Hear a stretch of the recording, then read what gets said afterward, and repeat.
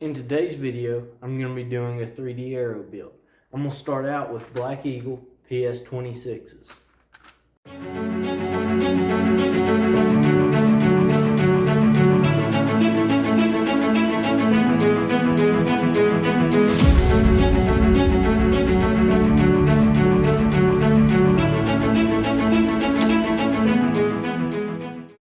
In my IBO class of Youth Hunter, I'm only allowed 260 feet a second.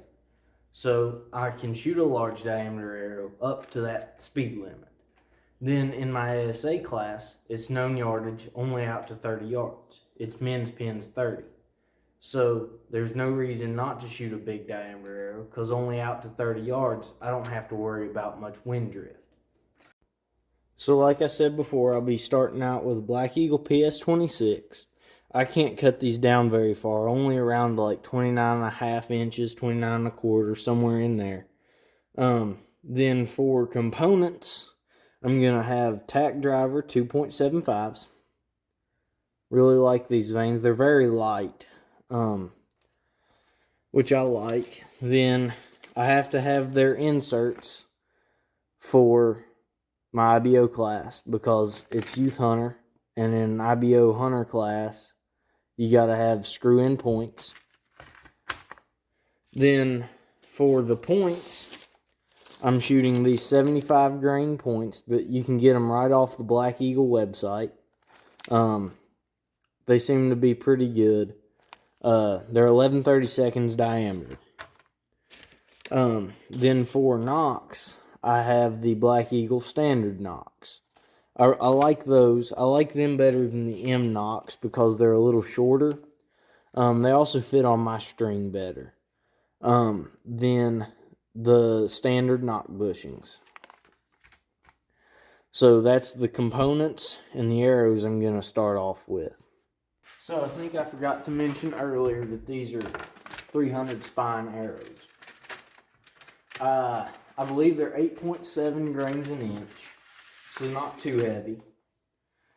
This is something that I always like to do when I'm building arrows, is I will spin them and mark the end that spins the worst, and that's the one that we cut from. So that way I'm getting the straightest part of the arrow. So both of these ends are wobbling just a little bit.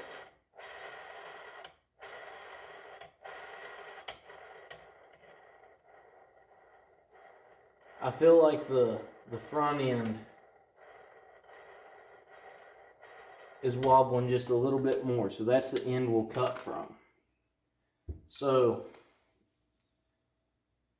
I'm doing this so that I get the straightest part of the arrow. So I'm pretty sure how these are made is it's like one giant arrow that then they cut into. See, and on this one, the back is wobbling a lot more. So we cut from the back. This is just one way to make sure that you're getting the best part of the shaft. Okay, so now I've spun all these and marked them. And now they are ready to be cut. So this arrow, it's more extreme. As you can see on the back, it's not hardly wobbling at all. In fact, it's not wobbling any, I think. So then, as you can see there on that end, it was super straight. Then this one is actually the front end of the same arrow. And you can see it wobbling a lot. I recommend doing this with all your arrows when you cut them off. It just makes sure that you get the straightest part of each shaft, resulting in the most accurate and the straightest arrow that you can have.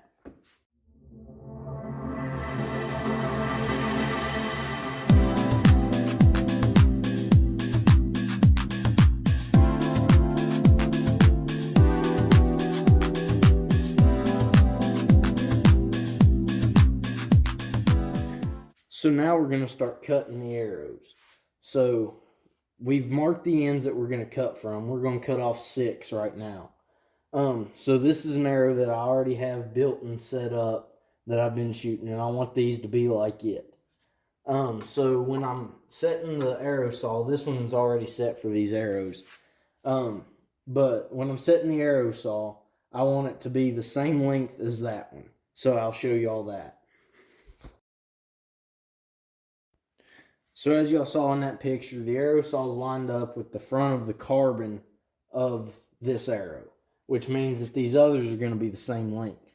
So now I'm going to take this one off of here. And so since I have the nock bushing and the nock in this arrow, that means that I'm going to want to have a nock bushing and a nock in these other arrows as I'm cutting them off.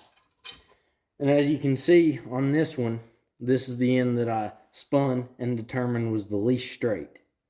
So now I'm going to put the nock bushing in this arrow, and I'm going to start up the arrow saw. When you're cutting an arrow, you want to push it in slow. Push it in slow. Get it to start cutting, and then you want to start rotating the arrow around.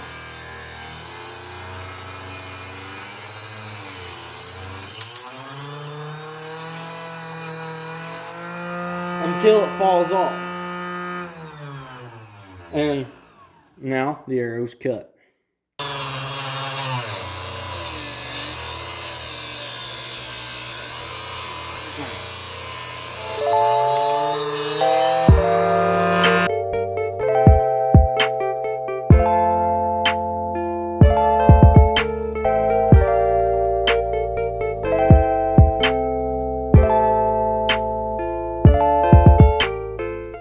So now that we've cut off the arrows, it's time to square them.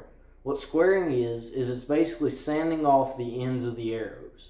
So the inserts or points and the bushings or nocks go into the shaft straight so that it's perpendicular to the shaft. So now I'm going to show you what squaring the arrow is, like how to do it. So you're going to take one of the shafts that you cut off, and this shaft hasn't been squared yet. So it's basically just a piece of rough stuff that kind of takes off part of the arrow. And that is perpendicular to how this thing holds the shaft in it. So when you do that, you want to press the shaft up against the block there, and then just rotate it back and forth like this. And that's going to take off some of those high places on the end of the arrow so that it becomes flat.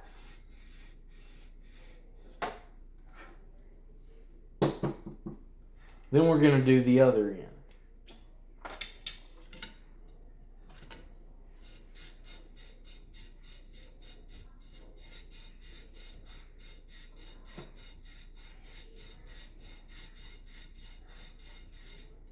And that's how you square an arrow.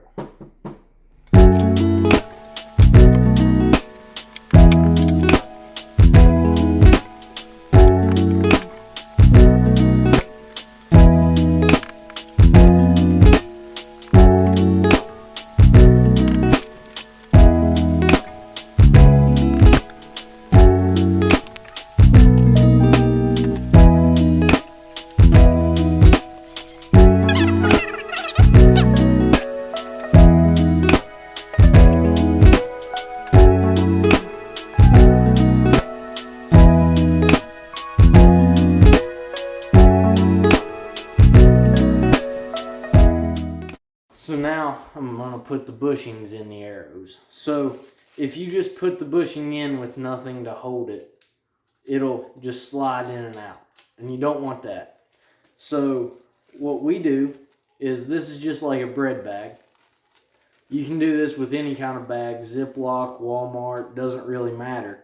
And then we push the bushings in through the bread bag so that that'll hold it in there tighter, and then we tear the bread bag off. And then there we go. Now that bushing and nock really won't go anywhere unless you want it to. The reasoning for the bread bag and not glue is so that I can get a bushing out if I damage it, whereas with glue it's kind of just stuck and the whole arrow's junk.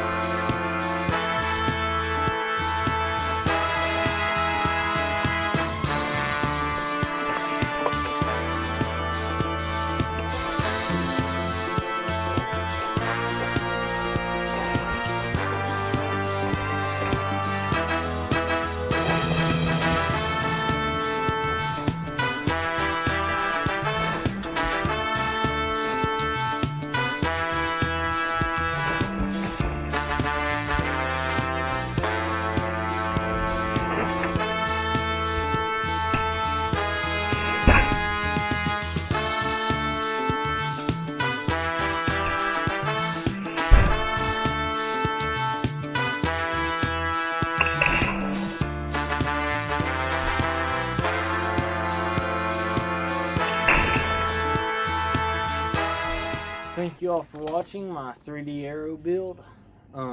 Please like and subscribe. Comment down below if you got any questions for me. And have fun out there shooting.